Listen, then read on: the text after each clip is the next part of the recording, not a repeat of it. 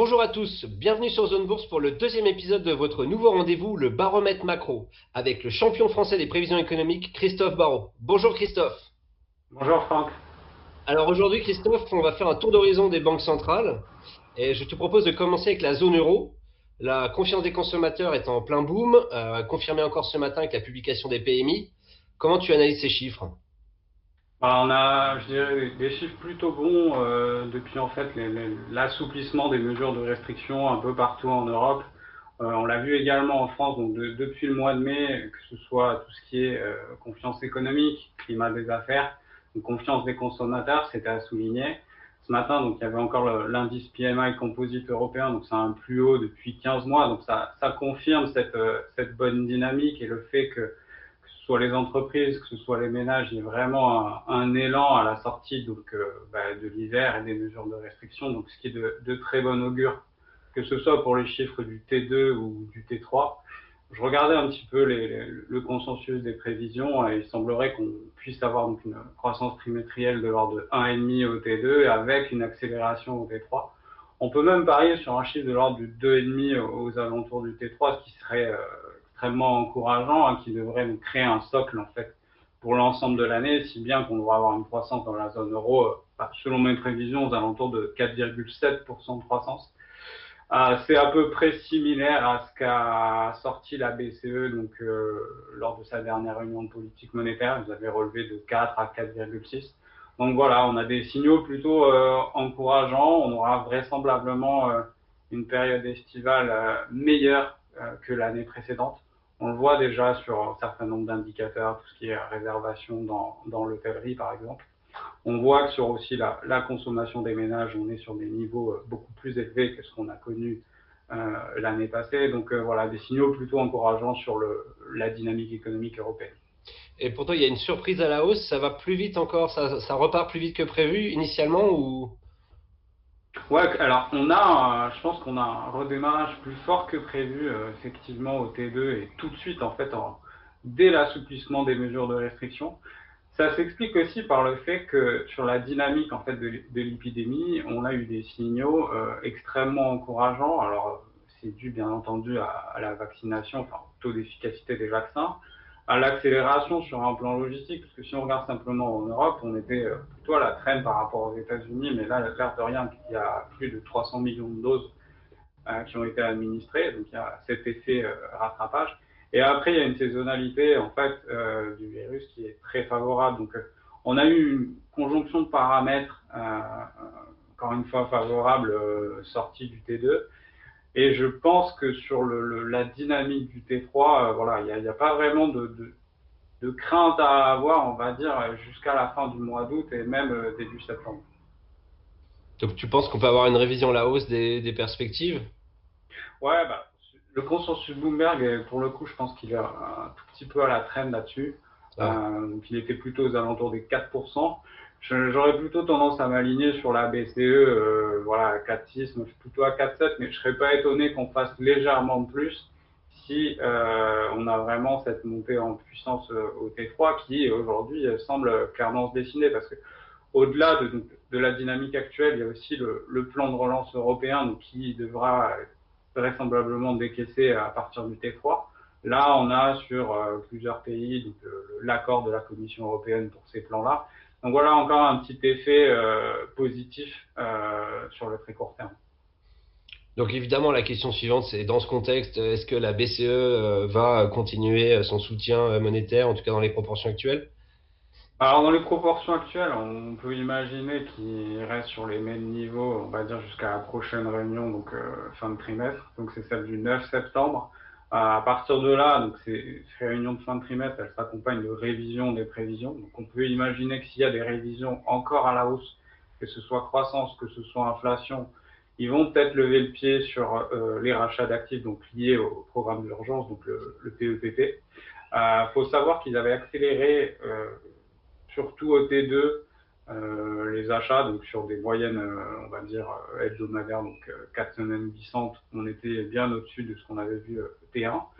Maintenant, je pense qu'il y aura, voilà, si on est vraiment sur cette dynamique ultra positive, il y aura des questionnements au mois de septembre. Alors, je pense que l'objectif, c'est de rester accommodant quand même le plus longtemps possible, de manière à être certain qu'il n'y ait plus de soucis sur un plan sanitaire. Parce que vraisemblablement, au 9 septembre, il y a peu de chances pour qu'il y ait une vue claire à 3 ou 4 mois, parce que le risque de l'épidémie, c'est que ça revienne plutôt au automne, donc un peu comme l'année dernière, donc octobre, novembre. Quelque chose me dit qu'il y aura encore des doutes, parce que c'est pas tant le côté offre de vaccins, je pense qu'on sera capable de fournir les doses, mais on va peut-être se heurter à une problématique de demande, donc à savoir est-ce qu'il y a 30% de la population qui ne veut pas se faire vacciner, donc ça c'est questionnement à avoir et questionnement qui sera présent en septembre.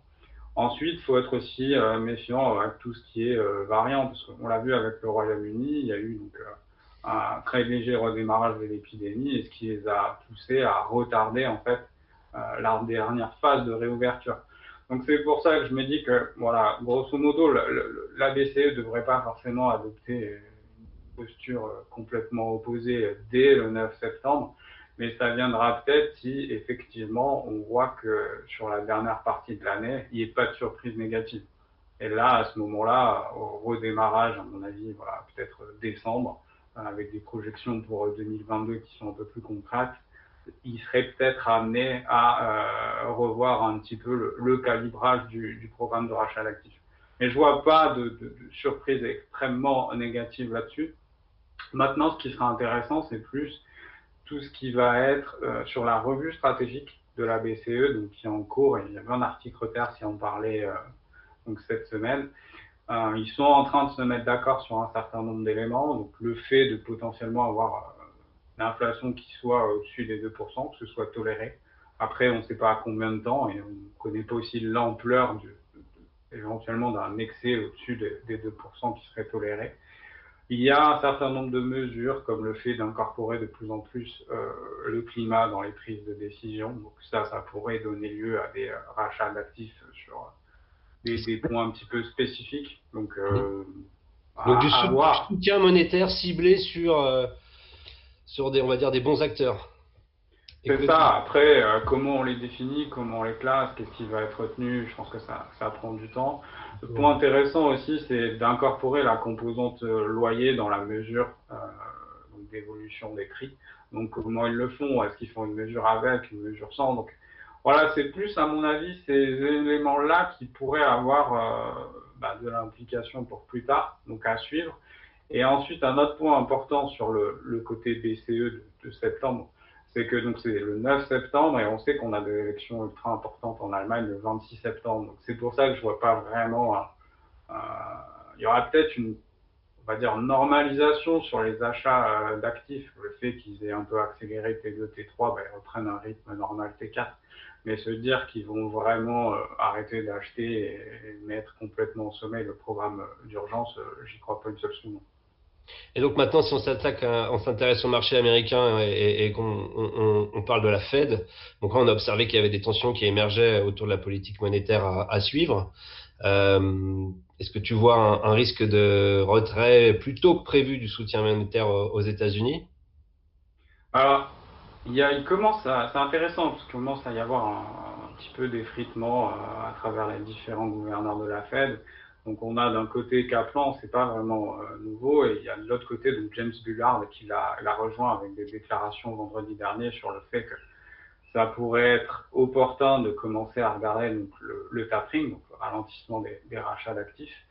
Il y a aussi un certain nombre de personnes qui commencent à revoir la dynamique de l'inflation. Donc il y a Raphaël Bostich qui disait cet après-midi, bon bah l'inflation en fait elle est plus forte que ce qu'on pensait et ce choc transitoire, il est un peu plus long que Le prévu. transitoire.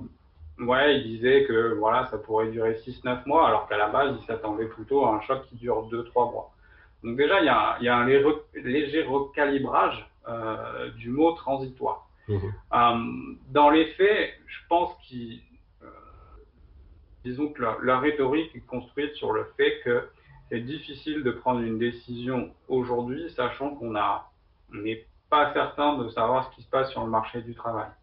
il y a un certain nombre d'aides qui sont en place dans la moitié des États, qui vont perdurer jusqu'au début de septembre. Et en fait, on aura une réelle photo du marché de l'emploi qu'à partir de septembre, octobre. Donc ça, il joue quand même pas mal là-dessus. Maintenant, c'est un peu risqué parce que s'il y a un redémarrage plus rapide que prévu du marché de l'emploi avec des pressions salariales, on peut se dire qu'il y aura des inquiétudes à partir du T4. Maintenant, il y a aussi un autre point à prendre en compte dans la politique monétaire, c'est vraiment l'inflation, mais l'inflation qui, on en a déjà parlé la dernière fois, mais qui provient du marché immobilier. Et le côté loyer, on a eu, depuis la dernière fois on a discuté, on a eu encore des signaux qui montrent que voilà, le prix des loyers est en train de repartir très très fort. Et le prix des loyers, c'est à peu près 40% de la composante corps de l'indice des prix à la consommation aux États-Unis.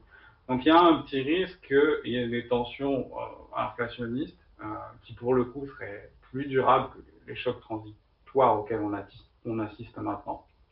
Et donc moi je ne serais pas étonné que cette logique de ralentir les achats d'actifs, elle intervienne encore une fois avant la fin de l'année. Maintenant, est-ce qu'ils vont en discuter dès le mois d'août à Jackson Hole ou ils vont attendre peut-être septembre et le rapport de l'emploi? Voilà, ça reste ouvert. Mais ce qui est intéressant aussi de voir, c'est que il y a, à mon avis, le consensus, il est peut-être sur un tapering ou plutôt fin de cette année et voire plutôt début 2022. Donc le simple fait que James Bullard en ait parlé vendredi, ça a entraîné voilà, une petite réaction. Donc c'est intéressant de voir je dirais la sensibilité du marché aujourd'hui. Et le risque, à mon avis, c'est que le marché soit plus surpris par un ralentissement des achats plus rapide que prévu que l'inverse. Maintenant, voilà, ralentissement des achats, est-ce que s'attaque aux achats dans la globalité, donc que ce soit les trésoreries et les mortgage-backed securities, ou est-ce qu'ils peuvent se dire, bon voilà, on est à peu près sûr que sur le marché de l'immobilier, il y a une accélération plus rapide que partout. Est-ce qu'on ne va pas simplement ralentir les achats dans ce domaine-là? Je pense que la question reste ouverte et on en saura plus cet été. Ouais, ils vont nous préparer potentiellement à Jackson Hole. C'est ça. Je pense que l'idée, à mon avis, c'est quelque chose comme ça, avec potentiellement des déclarations dès le mois de juillet, peut-être un ou deux autres membres qui rallieraient donc Kaplan et Bullard. Et du coup, il y a un vrai risque de hausse du dollar dans ce contexte, tu penses pas? Il y a un vrai risque. Après, le dollar, ça dépend de tellement de facteurs, de la liquidité. Ça peut dépendre aussi de ce qui va se passer sur un plan fiscal. Parce qu'on sait qu'il y a des discussions encore aujourd'hui sur tout ce qui est potentiel programme de dépenses dans les infrastructures. On ne sait pas quand est-ce qu'il pourra avoir lieu et s'il aura lieu. Moi, ma conviction, ça reste que c'est possible. C'est possible d'avoir quelque chose à l'entour d'un trillion de dollars et donc qui se dessinerait plutôt sur la fin de l'année fiscale, donc fin septembre, début octobre. Ça pourrait aussi avoir un impact ultra important là-dessus, donc sur la dynamique du dollar. Donc il y a beaucoup d'effets. Il y a un effet aussi côté liquidité. Qu'est-ce que va faire le Trésor? Donc les monnaies aujourd'hui, pour être totalement transparent avec toi, j'ai pas forcément de conviction dans les niveaux. Surtout qu'à l'approche de l'été, voilà, ça reste très très volatile. Mhm. Alors, si on parlait un peu maintenant de la politique monétaire en Chine, qui est moins accommodante, voire restrictive, quels seraient les effets dans l'hypothèse donc du coup, d'une politique moins accommodante en Chine? Bah là, très clairement, il y a eu une bascule, on va dire, depuis le mois de mars, avec les autorités qui ont clairement affiché leur volonté de restreindre la croissance du crédit, puisqu'on avait des gros chiffres de progression, donc janvier et février. Dans un contexte où en fait, ils font face à une triple problématique, donc l'inflation par le prix des métaux, l'inflation par le prix de l'alimentation, et ça c'est un peu plus nouveau depuis le début de l'année, c'est tout ce qui est prix immobilier qui repart à la hausse. Donc il y avait déjà cette volonté de caper un peu le volume de crédit global, et maintenant, depuis le début du deuxième trimestre, il y a aussi une logique d'aller voir les banques et de faire un certain nombre de quotas sur les prêts destinés à l'immobilier résidentiel. Donc, caper aussi ce pan de l'économie. Ce qui fait que avec tous ces paramètres combinés, on a déjà et on voit déjà un ralentissement dans la croissance du crédit. Il y a une mesure que j'aime bien, donc c'est la masse monétaire, le M1, qui est généralement un indicateur avancé de ce qui va se passer. Et là, on a clairement un fléchissement de la croissance du M1, puisqu'on est sur des rythmes de croissance plus faibles depuis juillet 2020. Et donc, ça veut dire que potentiellement, étant donné l'importance de la Chine à l'échelon mondial, on pourrait avoir un ralentissement de l'activité en Chine, mais aussi un très léger fléchissement au niveau mondial sur la dernière partie de l'année. Donc, encore une fois, ça montre qu'on a beaucoup de perspectives, on va dire, jusqu'à la fin du T3, donc que ce soit en Europe, comme on l'a évoqué tout à l'heure, même aux États-Unis. Mais en fait, à partir du T4, on est dans un monde beaucoup plus incertain, où il y a ce côté épidémie qui repart ou qui repart pas. Mais il y a aussi ce côté, voilà, la politique monétaire, elle sera vraisemblablement moins accommodante en Chine, moins accommodante dans certains pays émergents et potentiellement aussi aux États-Unis. Ce qui veut dire que, en termes de croissance mondiale, on aura voilà, une accélération au T2, étant donné les chiffres qu'on a déjà eu, un pic au T3, parce qu'au T3, on aura certaines zones qui vont se synchroniser, comme par exemple le Japon ou l'Inde, l'Europe qui va accélérer. Mais au T4, on peut commencer à se poser la question d'un ralentissement et dont l'ampleur va dépendre des facteurs précédemment cités. Ok, alors pour toi, qu'est-ce qu'il faut suivre plus particulièrement là au cours des prochaines semaines?